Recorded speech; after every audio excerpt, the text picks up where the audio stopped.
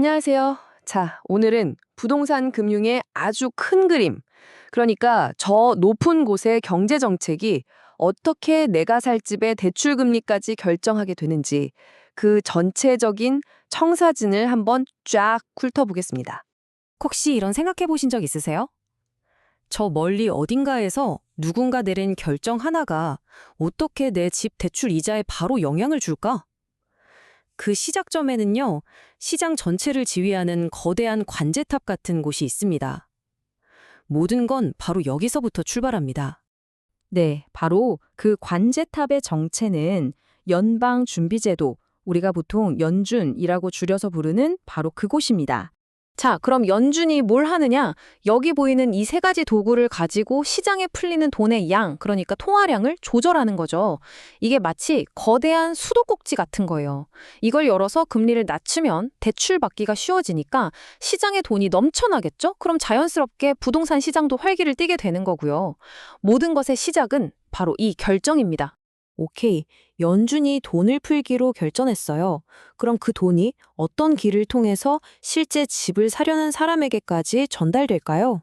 여기에는 아주 중요한 두 개의 시장, 바로 1차 시장과 2차 시장이 있습니다.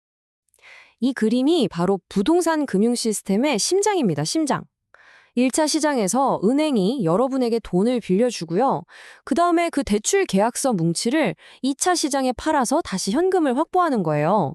이런 순환이 계속되니까 은행은 자금이 마를 걱정 없이 계속해서 새로운 대출을 해줄 수 있는 거죠. 자, 이제 그 거대한 자금의 흐름이 마침내 여러분 개인에게 도달하는 지점으로 한번 훅 들어가 보죠. 바로 여러분이 서명하게 될 대출 계약서입니다. 이 서류는 아주 중요한 두 개의 기둥으로 세워져 있어요.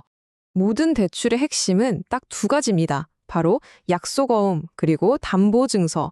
하나는 내가 돈을 갚겠다는 개인적인 약속이고요. 다른 하나는 그 약속을 지키지 못할 경우를 대비해서 내 집을 담보로 거는 아주 강력한 법적 장치라고 보시면 됩니다. 이걸 좀 더 쉽게 말해볼까요? 약속어음은 제가 이 돈 꼭 갚을게요 하는 개인적인 약속, 즉 IOU 같은 거고요. 담보증서는 만약에 제가 못 갚으면 이 집을 그냥 가져가셔도 좋습니다 라고 집에다가 말뚝을 박는 것과 같아요. 그 무게가 완전히 다르죠. 특히 이 담보증서 안에는요, 은행 같은 대출기관에게 정말 막강한 권한을 주는 몇 가지 조항들이 숨어 있습니다. 그중에서 반드시 알아야 할 첫 번째, 바로 가속 조항입니다. 이건 말 그대로 은행의 비상 브레이크예요. 만약 여러분이 대출금을 제때 못 갚는 상황이 생기면 은행이 안 되겠네. 남은 대출금 지금 당장 한 번에 다 갚으세요. 라고 요구할 수 있는 권리입니다. 정말 강력하죠? 이 양도 조항은 또 뭐냐면요. 여러분이 집을 팔 때 새로운 주인이 여러분의 좋은 조건의 대출을 슬쩍 이어받는 걸 막는 장치예요. 집주인이 바뀌었다? 그럼 대출도 무조건 다 갚고 깨끗하게 끝내라. 바로 이 뜻입니다. 자, 그럼 만약에 최악의 상황, 그러니까 돈을 못 갚게 되면 어떻게 될까요?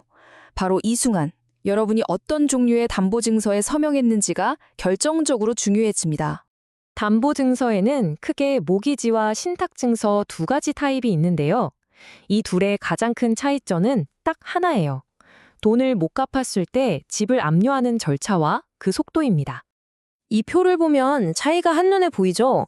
모기지는 법원을 통해서 복잡한 소송을 해야 하니까 시간이 오래 걸리고 비용도 많이 들어요. 반면에 신탁증서는 법원 없이 바로 압류 절차를 진행할 수 있어서 훨씬 빠르고 저렴하죠. 자, 여러분이 은행이라면 뭘 더 선호하시겠어요? 당연히 신탁증서겠죠. 이 타임라인을 보면 신탁증서 절차가 훨씬 간결하고 빠르다는 게 느껴지실 겁니다. 바로 이런 이유 때문에 대부분의 주에서는 모기지보다 신탁증서를 표준으로 사용하고 있고요. 이게 실제 상황에서는 정말 하늘과 땅 차이를 만들어냅니다. 자, 지금까지 우리는 관제탑부터 시장, 그리고 개별 계약서까지 이 모든 퍼즐 조각들을 하나하나 살펴봤습니다. 이제 이 조각들을 모두 합쳐서 완성된 그림을 볼 시간입니다. 바로 이겁니다. 이게 부동산 금융의 완전한 시스템이에요. 연준의 통화 정책에서 시작된 돈의 흐름이 시장이라는 파이프라인을 타고 흘러서 결국 여러분 집에 담보 문서 한 장까지 이어지는 거죠. 이 모든 게 사실은 하나의 거대한 유기체처럼 연결되어 있었던 겁니다. 오늘 이 전체 청사진을 보셨으니 이제 여러분은 거시경제의 움직임이 어떻게 내 집 대출과 직접적으로 연결되는지 그 원리를 이해하게 되신 겁니다. 이건 단순히 지식을 넘어서 부동산 시장을 꿰뚫어 볼 수 있는 강력한 무기가 될 겁니다. 오늘 내용 어떠셨나요? 만약 더 깊이 파고들어 미국 부동산 전문가가 되고 싶다는 생각이 드셨다면 망설이지 마세요. 화면에 보이는 이메일 주소로 상원쌤에게 연락 주시면 자격증 취득 과정에 대해 친절하게 상담해 드릴 겁니다. 여러분의 전문적인 여정 오늘 바로 시작해 보세요. 좋아요, 구독 감사합니다.